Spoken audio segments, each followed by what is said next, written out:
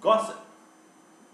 Let me tell you that any corporate, while negotiating with its employees, has three things it can negotiate with. One, promotions. Who doesn't love promotion? I love promotions. That's my favorite thing after rasgullas. So, promotions. Second thing is a hike in salary, right?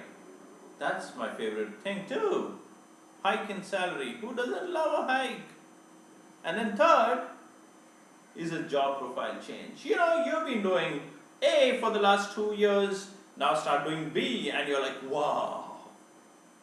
So these are the three things. But as employees, what do we have? We have no negotiation chips when we are dealing with our employees.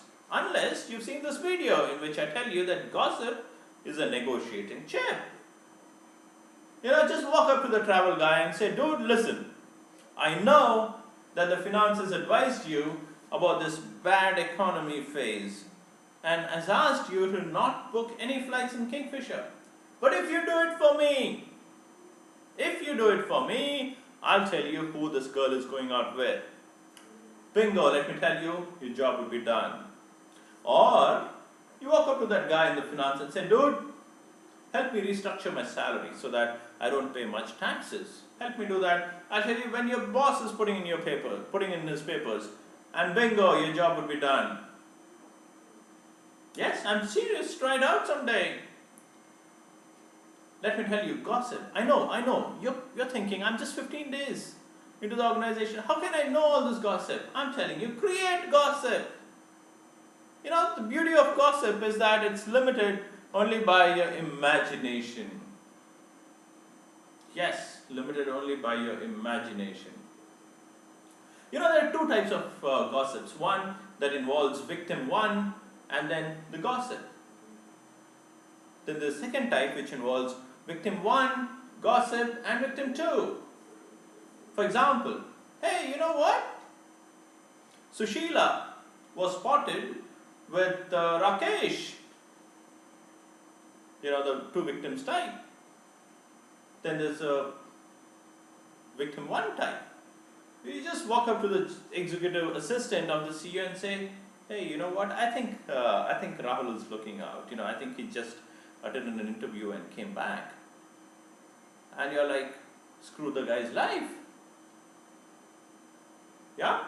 So, gossip is key. And you have to repay. You'll have to tell these people who look up to you that, hey, listen, I'm in touch with the top management. I can feed you guys news. Here are the answers to your prayers. So, you know, I realized after some time that I had become such an expert in gossip. Such an expert that I would run tournaments, gossip championships within the corporates, and nobody would even know. Yeah, that's a problem. Nobody would even know. I would identify the pre-quarterfinalists.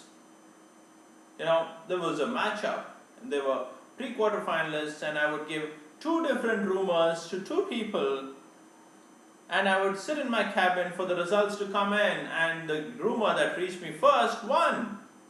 That guy moved into the quarterfinals, semifinals, and then the finalists, and the winner of the finals was crowned the gossip king of the company. Unfortunately, there was no live scores, there were no live telecasts, there was no, award ceremony, nothing on television, nothing. It was just me and my gossip championship. In fact, even the champion of champions of gossip doesn't know that he is the champion of champions. So, but yes, gossip is key. And let me tell you, outside of a corporate, it is the women who are associated with gossip. But inside of a corporate, it is the men. It is the men that drive all the gossip in a corporate. So, now you know gossip. You are delivering gossip to people who look up to you as a leader, as God. Right? But let me tell you that a leader is one step above God. You have become the God, but you haven't really become that leader. Okay, till the time you've not started using the corporate jargons, the leaders speak as a saying. If I was sacking people, I would never say, hey, you know what, this week we are going to sack 3 people. No, I wouldn't say that to my team. I would say, gentlemen and ladies, it is time we right-sized our organization. Yes, I would say that. Or if we were in a meeting and a bunch of losers sitting around and I'm having a discussion with one gentleman and I wanted to happen offline, I wouldn't say, hey, let's discuss this after when these losers are not around. I wouldn't say that. Instead, I would say, why don't we take this offline? Bingo, that's leader speak. Or when somebody's giving you work and you know that that's shit work that could land you in shit and you don't want to take that, then you don't say, oh no, I don't want to do that work. No, you don't do that. You don't say that. Instead, you say, buddy, listen, my bandwidth is choked right now. I really can't take anymore. That's what you say. That's leader speak. And the good thing about being a leader is that once somebody starts looking up to you as a leader, they don't question you. If there is something that they don't understand, they'll say, maybe the fault lies within me. Maybe I'm stupid. So, don't worry. If you started speaking like a leader, all problems solved. For example, no leader would say, hey guys, just go out and do what our competitors are doing. Copy from them. No, he wouldn't say that. Instead, he would say, gentlemen and ladies, every individual in this company must roll out the ideas emerging from the wings and be an agent of change. That's what he would say. He might as well have said, hey, copy from the competitors. But he wouldn't, because then he's not a leader. Now you become a leader. You are right there on top. You know how to speak, leader speak, you know how to create gossip, you can pretend to be busy, you're the guy. To stay there is very important. How do you stay there? If you were to ask Dhoni or if you were to ask Sachin Tendulkar, they would tell you that reaching to the top was easy, but staying there was difficult. Well, would have been difficult if you hadn't heard this tip. So to maintain your position as a leader, you need to take work home. Take lots of work home. Carry books from office to home. Carry lots of files, carry sheets of paper. And make sure people know that you're carrying work home. You should spend 30 minutes from your cubicle to the exit door. It should be 30 minutes. You should walk slow. You should say bye to everybody. You should say, hey buddy, how are you, blah, blah, blah. And you should give him time to notice all those things you're carrying. And you should ask, oh, you're carrying work home. You should say, yeah, some work to do. Right? Carry work home. Another very interesting thing and very easy thing to do is schedule emails in Outlook. Even as we speak, I have 2 emails scheduled to go out. One on Christmas Eve, at Christmas Eve, 12 a.m. Christmas time. A mail is going to go from my inbox to my boss's inbox saying, hey boss, I was just thinking if we implemented this, we could double our revenues, blah, blah, blah, blah.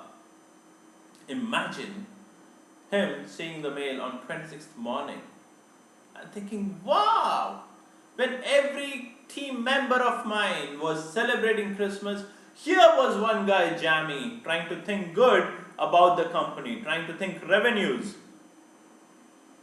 What my CEO wouldn't know then is that there is an email scheduled to go out on 31st of December as well. Use it. Great feature. We should thank Bill Gates actually. As you would have guessed by now, leaders don't have a social life. Ask your CEO, ask your leader if he knows which class his daughter or boy is studying in. He wouldn't know.